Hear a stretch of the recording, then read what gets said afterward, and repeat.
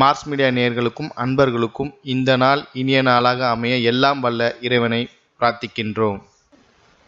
இந்த சேனல் உங்களுக்கு பிடிச்சிருந்தா மறக்காம சப்ஸ்கிரைப் பண்ணுங்க, ஷேர் பண்ணுங்க, லைக் பண்ணுங்க, கமெண்ட் பண்ணுங்க.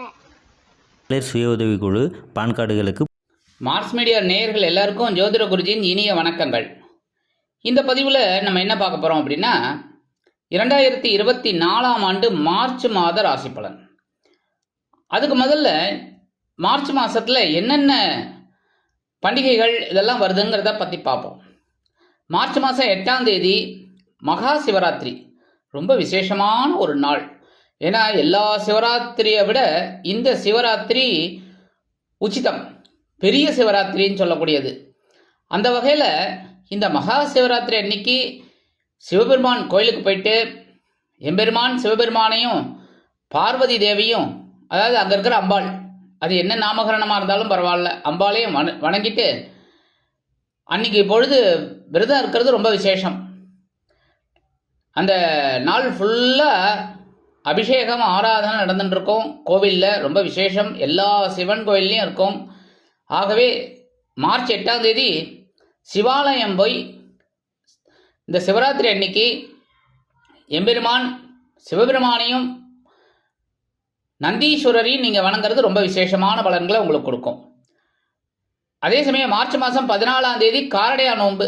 காரடையா நோன்புங்கிறது இந்த சாவித்திரி விரதம், ரொம்ப விசேஷம்.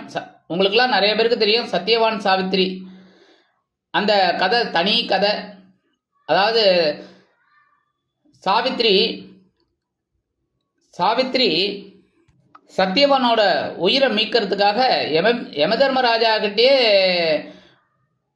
வரம் வாங்கினவங்க. அதனால இந்த காரடையா நோம்பில் நம்ம சத்தியவான் சாவித்திரியை நினைக்கிறது ரொம்ப விசேஷம்.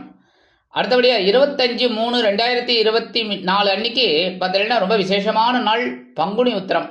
இந்த பங்குனி உத்திரம்ங்கிறது சாஸ்தா திருக்கல்யாணம்.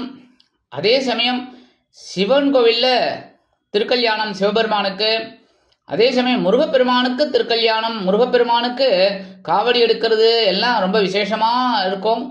ஆக நீங்கள் கோவில் தரிசனம் ரொம்ப விசேஷம்.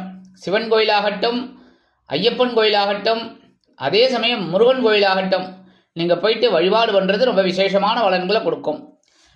இந்த மார்ச் மாதத்தில் கிரகநிலைகள் அப்படின்னு பார்த்தீங்கன்னா மேஷ ராசியில் குரு, கன்னி ராசியில் கேது, துலாம் ராசியில் சந்திரன், மகர ராசியில் செவ்வாய் மற்றும் சுக்கிரன், கும்பராசியில் சனி பகவான், சூரியன், புதன், மீன ராசியில் ராகு.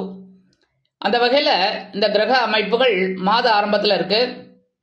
2/3/2024 அன்னைக்கு புத பகவான் கும்பராசியிலேருந்து மீன ராசிக்கு போயிடுறார். 8/3/2024 இந்த சுக்கிர பகவான் மகர ராசியிலேருந்து கும்பராசிக்கு போயிடுறார். 14/3/2024 அன்னைக்கு சூரிய பகவான் கும்பராசிலேருந்து மீன ராசிக்கு போயிடுறார். அதே சமயம் அன்னைக்கே செவ்வாய் பகவான் மகர ராசிலேருந்து கும்பராசிக்கு போகிறார்.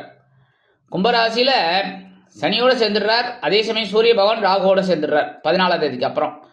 இதுதான் இந்த மார்ச் மாதத்தோட கிரக நிலைகள், சஞ்சாரங்கள். அந்த வகையில் இந்த மார்ச் மாதம் ஒவ்வொரு ராசிக்கும் என்னென்ன பலாபலன்களை கொடுக்க போகிறதுங்கிறத பற்றி நம்ம இப்போ தெளிவாக பார்ப்போம். பதிவுக்கு போகலாமா? எனதொருமை விருச்சிக ராசி நேயர்களே, இந்த பதிவில் நம்ம என்ன பார்க்க போகிறோம் அப்படின்னா 2024ஆம் ஆண்டு மார்ச் மாத ராசி பலன். இந்த மார்ச் மாதத்தில் எந்தெந்த கிரகங்கள் உங்களுக்கு அற்புதமான நன்மைகளை செய்ய போகிறது, எந்தெந்த கிரகங்கள் மூலமாக நீங்கள் கவனமாக இருக்கணும், சந்திராசிரம தினங்கள் என்னென்னைக்கு, பரிகாரமாக என்ன பண்ணினா ரொம்ப விசேஷம் அப்படிங்கிறத பற்றிலாம் நம்ம இப்போ தெளிவாக ஆராய்ஞ்சு பார்க்க போகிறோம். அந்த வகையில் உங்களோட ராசிநாதன் செவ்வாய் பகவான், அதனாலேயே உங்களுக்கு ஒரு தைரியம் இருக்கும். அதாவது சில பேருக்கு பார்த்திங்கன்னா அசட்டு துணிச்சல்னு சொல்லுவாங்கள்ல, அது கூட இருக்கும். ஆனால் சில பேர் புத்திசாலித்தனமாக யோசித்து செயல்படுறவங்களும் இருக்காங்க. அந்த வகையில் இந்த செவ்வாய் பகவான் அதே மாதிரி 7/12 குடை அதிபதி சுக்கிர பகவானோட சேர்ந்துட்டு சகாயஸ்தானமாக்கிய 3ஆம் இடத்துல சுக்கிரமங்கல யோகத்தை உங்களுக்கு கொடுக்குறாரு. அப்போ வாழ்க்கை துணை உங்களுக்கு ஆதரவாக இருப்பார். சில பேருக்கு பார்த்தீங்கன்னா வாழ்க்கை துணை மூலமாக சில செலவுகளும் வந்து சேரும். உடன்பிறப்புகள் அனுகூலமாக இருப்பார்கள். உடன்பிறப்புகளின் மூலம் சில நன்மைகளை நீங்கள் எதிர்பார்க்கலாம். உடல் ஆரோக்கியம் ஓரளவிற்கு உங்களுக்கு அனுகூலம் உண்டாகும். மனதில் ஒருவித தைரியம் குடிகொள்ளும். எடுக்கும் காரியங்கள் அற்புதமாக நிறைவேறும். உத்தியோகத்தில் இருப்பவர்களுக்கு எடுக்கும் முயற்சிகள் சாதகமாக நிறைவேறும்.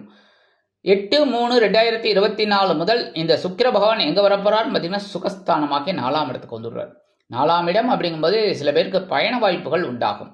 சிறு தூர பயணமோ அல்லது கொஞ்சம் வெளிநாடு போயிட்டு வரணும், வெளியூர் போயிட்டு வரணும் அப்படின்னு நினைக்கிறவாள்லாம் அந்த வாய்ப்பை தவறவிட வேண்டாம். அதே மாதிரி உத்தியோகம் ஓரளவுக்கு சிறப்பாக அமையும். சில பேருக்கு விலை உயர்ந்த பொருட்களை வாங்கி மகிழும் வாய்ப்புகளும் அதிகரிக்கும். உற்றார் உறவினர்கள் ஆதரவாக இருப்பார்கள். 14/3/2024 முதல் இந்த செவ்வாய் பகவான் சுகஸ்தானத்துக்கு வந்துடுறார். அதனாலேயே சீருடை பணியாளர்களாகிய காவல், இராணுவம், தீயணைப்புத்துறை, மருத்துவத்துறையில் வேலை பார்க்கும் அன்பர்களுக்கு எதிர்பார்க்கும் இடமாற்றம், பதவி மாற்றம், பதவி உயர்வு, சம்பள உயர்வு மிக அருமையாக வந்து சேரும். அதே மாதிரி உத்தியோகத்தில் இருக்கிறவங்களுக்கெல்லாம் விரும்பி இடமாற்றம் கிடைக்கும். சில பேருக்கு பார்த்தீங்கன்னா தொழில் வியாபாரத்தை வேறு இடத்துக்கு மாற்றி ஒரு பிரம்மாண்டமாக பண்ணணும் அப்படின்னு நினைக்கிறவங்கெல்லாம் தாராளமாக இந்த நேரத்தை உபயோகப்படுத்திக்கலாம். 4ஆம் இடம் என்ன, தாய் வழி உறவுகளை கொஞ்சம் அனுசரித்து போகிறது நல்லதுங்க. சில பேருக்கு பார்த்தீங்கன்னா பொன்பொருள் ஆடை ஆபரண சேர்க்கை உண்டாகும். 8-11 குடை அதிபதி புதன், ஜீவனாதிபதி சூரியன், 3-4 குடை அதிபதி சனி, இவங்க 3 பேரும் எங்கே இருக்காங்கன்னு பார்த்தீங்கன்னா சுகஸ்தானமாக்கிய 4ஆம் இடத்துல இருக்காங்க. 4ஆம் இடத்துல இருக்கிறது சூரிய பகவான் இருந்தால் உடல் ஆரோக்கியத்தில் கொஞ்சம் கவனமாக இருக்கணும். அதேமாதிரி சனீஸ்வர பகவானும் அர்த்தாஷ்டம சனியாக இருக்கார். ஆனால் சசயோகம் இருக்குது அப்படிங்கிறதுனால உடல் ஆரோக்கியம் ஓரளவிற்கு உங்களுக்கு அனுகூலமாக அமையும். மனதில் சில நேரங்களில் சில சஞ்சலங்கள் இருந்தாலும் மனதில் ஒருவித தைரியம் குடிகொள்ளும். உறவினர்களின் மூலம் சில நன்மைகளை நீங்கள் எதிர்பார்க்கலாம். இந்த சூரிய பகவான் ஒரு நாள் தான் அங்கே இருக்கார். 2/3/2024 இந்த சூரிய பகவான் எங்கே வரப்போறான்னு பார்த்தீங்கன்னா பஞ்சமஸ்தானமாகிய 5ஆம் இடத்துக்கு வந்துடுறார். 5ஆம் இடத்துக்கு வந்தவுடனே குழந்தைகளின் மூலம் சில மனமகிழ்ச்சியான சம்பவங்களை நீங்கள் எதிர்பார்க்கலாம். குழந்தைகள் ஆதரவாக இருப்பார்கள். சில பேருக்கு எதிர்பார்க்கும் சில உயர்வுகள் வந்து சேரும். எழுத்து மற்றும் அச்சுத்துறையில் இருக்கும் அன்பர்களுக்கு அநேகமாக புதிய வாய்ப்புகள் மிளிரும். சிலருக்கு புனித தலையாத்திரை செல்லக்கூடிய வாய்ப்புகளும் உருவாகும். குலதெய்வ பிரார்த்தனைகளை நிகழ்த்தி மகிழ்வீர்கள். 14/3/2024 முதல் இந்த சூரிய பகவானும் பஞ்சமஸ்தானமாக 5ஆம் இடத்துக்கு வந்துடுறார். 5ஆம் இடத்துக்கு வந்தோடனே குழந்தைகளின் மூலம் சில குழப்பங்களை எதிர்பார்க்கலாம். பேசுகிற வார்த்தையில் கொஞ்சம் கவனமாக இருக்கணும்.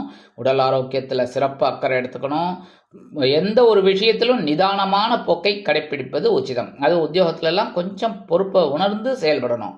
உங்களுக்கு என்ன வேலை கொடுத்துருக்காங்களோ அதை சிறப்பாக செய்யணும், அவ்வளோதான். மற்றபடி இந்த பக்கத்தில் இருக்கிறவங்கள பற்றி வம்பு பேசுறது அதெல்லாம் கூடாது. ஏன்னா வழக்குகள் வந்து சேரலாம். அப்படிங்கிறதுனால தேவையில்லாத குழப்பமெல்லாம் வேண்டாம். அதேமாதிரி தொழில் வியாபாரத்திலையும் கூட்டாளிகளெல்லாம் பகைச்சிக்கிறது வேண்டாம். 2-5 குடை அதிபதி குரு பகவான் எங்கே இருக்காருன்னு பார்த்தீங்கன்னா பகைருண ரோகஸ்தானமாகி 6ஆம் இடத்துல இருக்கார். சில பேருக்கு உடல் ஆரோக்கியம் அப்படி இப்படி இருந்துகிட்டு இருக்கு. சில பேருக்கு பார்த்தீங்கன்னா ஓரளவு பரவாயில்ல. சில பேருக்கு பார்த்தீங்கன்னா கொஞ்சம் உடல் ஆரோக்கியம் உபாதையை கொடுத்துட்டு இருக்கு. என்ன பண்ணுறது, கொஞ்சம் அனுசரித்து போகணும்.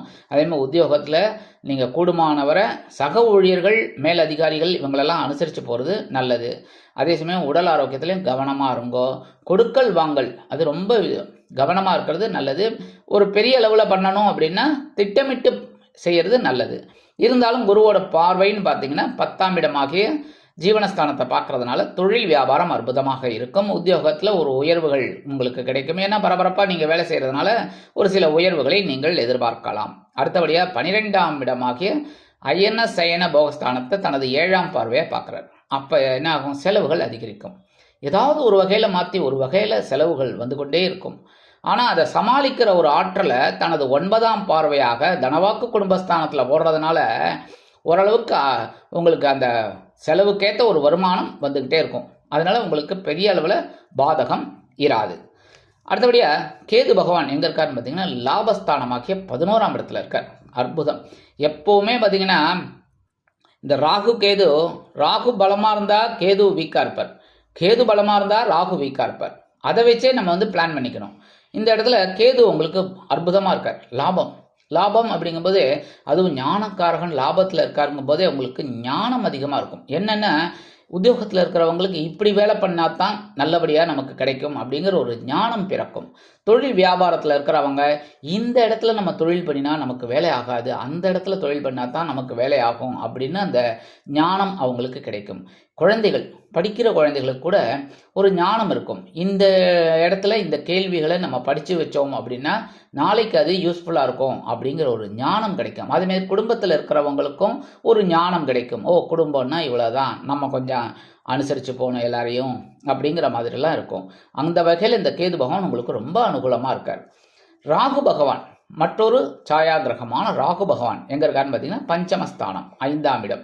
5ஆம் இடம் அப்படின்னாலே குழப்பம் இருக்கும், மனசில் குழப்பம் இருக்கும். குழந்தைகள் மூலமாக சில குழப்பங்கள், சில பிரச்சனைகளை நீங்கள் எதிர்நோக்கி அதற்குண்டான ஒரு சில தீர்வுகளை செய்து அதன் மூலம் நீங்கள் வெளியே வருவீர்கள். சில நேரங்களில் பார்த்தீங்கன்னா யாத்திரை செல்லக்கூடிய ஒரு வாய்ப்புகள் வந்தால் கூட நீங்கள் வேண்டான்னு சொல்லக்கூடிய ஒரு வாய்ப்புகளும் உங்களுக்கு கிடைக்கும். ஏன்னா வேலைபளு இருக்கிறதுனால சில நேரங்களில் நீங்கள் அதை அவாய்ட் பண்ணுவீங்க.